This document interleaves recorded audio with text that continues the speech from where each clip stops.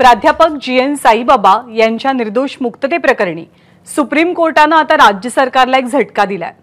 साईबाबा यांच्या सुटकेच्या विरोधात राज्य सरकारची याचिका सर्वोच्च न्यायालयाने फेटाळून लावली आहे। माओवाद्यांना मदत केल्याप्रकरणी 10 वर्ष तुरुंगात राहिलेले प्राध्यापक जी.एन. साईबाबा यांची 7 मार्चला जामिनावरती सुटका झालेली होती। सोमेश कोलगे आपल्या सोबत आहे। सोमेश, अगदी थोडक्यात ही याचिका फेटाळून लावताना कोर्टाने नेमकं काय म्हटलंय?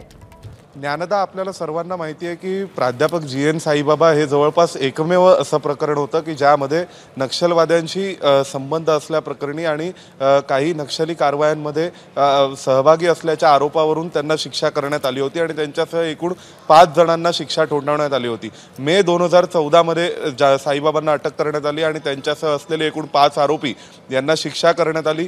ती शिक्षा नंतर नागपूर खंडपीठाकडे त्यावर अपिलामध्ये साईबाबा आणि त्यांचे साथीदार गेले, तर त्या अपिलामध्ये 22 ऑक्टोबर 2022 रोजी ऑक्टोबर महिन्यामध्ये त्यांना पुन्हा एकदा निर्दोष मुक्त करण्यात आलं।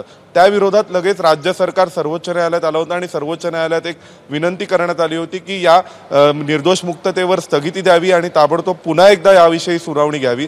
तर त्यानुसार मुंबई उच्च न्यायालयाला सर्वोच्च न्यायालयाने निर्देश दिले की तुम्ही पुन्हा एकदा या प्रकरणावर सुनावणी घ्या। त्यानंतर मग मुंबई उच्च न्यायालयाने पुन्हा संपूर्ण सुनावणी घेतली आणि आज त्यानंतर परत एकदा त्यांची निर्दोष मुक्तता केली, जी नुकतीच आता मार्च महिन्यामध्ये झाली होती।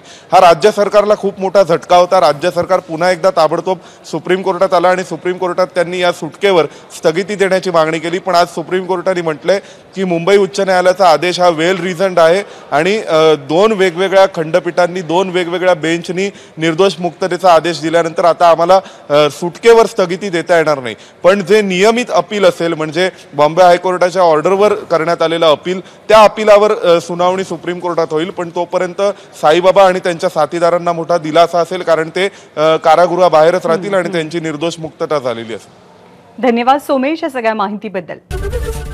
एबीपी माझा, उघडा डोळे बघा नीट।